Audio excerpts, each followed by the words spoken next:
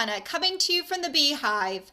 Today I'm going to show you how to make these cross cards using the Classic Label Punch and the Thoughtful Banner stamp set. This tutorial is an updated version of an older cross card that I designed with products that you can get in 2017. This cross card could be used for many different Christian occasions like Easter, baptisms, confirmations, etc. And it's kind of cool because the Classic Label Punch creates a negative space and then the designer series paper shows through. So it's kind of a cool card. Now let me show you how to make it. To start off with, you're going to need a piece of thick Whisper White cardstock. And I've cut this piece to 3 inches by 4.5 inches. We're just going to do a little prep work before we punch our cross into this piece. So I'm going to take a ruler and a pencil, and on one of the short sides, I'm going to find the halfway mark, which is 1.5 inches over from either one of the sides. So I'm going to make myself a pencil mark there. And then I'm going to do the same thing for the other short side. I'm going to make myself a mark 1.5 inches over because that's the center point. Then I'm going to connect those 2 pencil marks with a pencil line. And then I'm also going to mark up 3/4 inch from the bottom along that line. So just make myself a little pencil mark on that line. And then over on the other side, I'm going to do the same thing, 3/4 inch over from that end. Then you're going to need the Classic Label Punch, and I'm going to open this up here. And we're going to insert this piece of cardstock on either one of the short ends. It really doesn't matter because both sides will be the same. So I'm going to slip this in and I'm going to put it in as far as the punch will let me. And then I'm going to make sure that the cardstock is centered on either side. And when it looks right, go ahead and punch it through. That's the cross piece of the cross.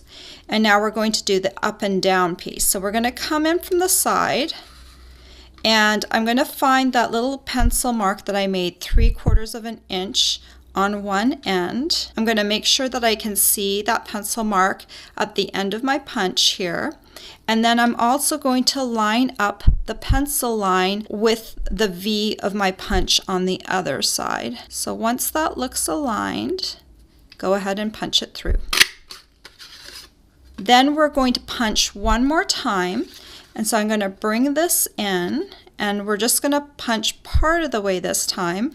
We're going to find the pencil mark on the other side of that line and I'm going to line it up, and then I'm just going to make sure that this is centered on the piece that I've already punched. So make sure that there's no cardstock peeking through on either side of that hole, and once it looks good, go ahead and punch it. If you don't punch this piece 100% perfect, you can always come in with some scissors and just trim off any extra cardstock like that and smooth out the cardstock a little bit.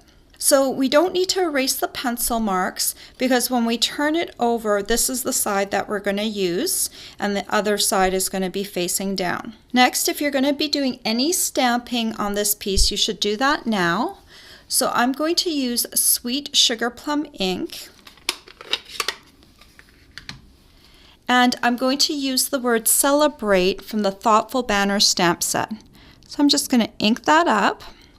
And I'm going to stamp it down at the bottom right-hand corner of the cardstock, like that. Then I'm just going to set this aside for the moment so we can prep the other pieces we'll need for the card. You're going to need a piece of designer series paper, and I've chosen the Falling Love designer series paper. It has lots of great patterns for Easter, and I've cut this piece to 2 3/4 inches by 4 1/4 inches.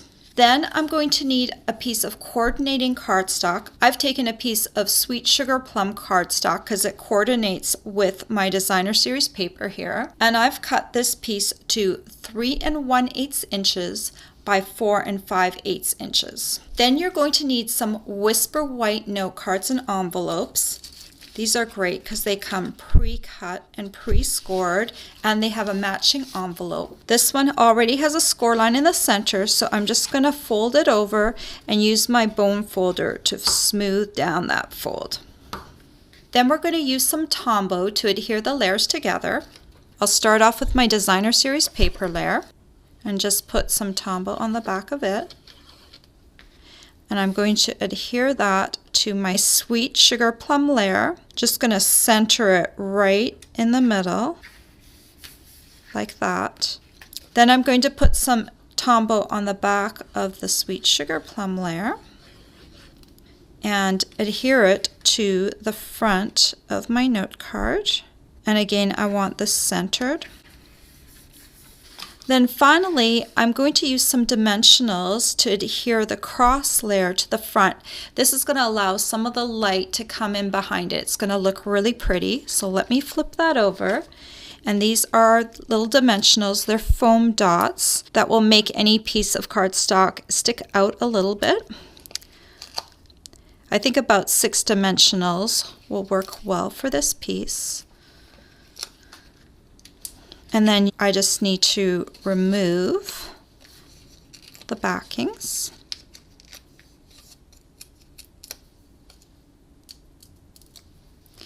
And then I just want to center this piece on the front of my card.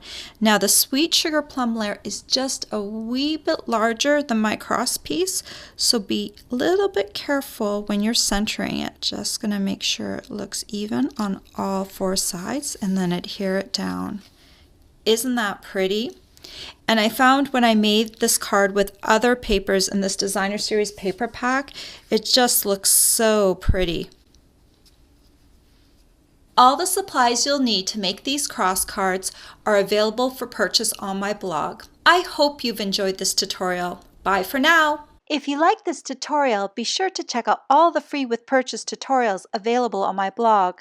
The Hershey's Chicken and Egg tutorial is just one of the exclusive tutorials that you can choose free with a minimum purchase in my Stampin' Up! Store.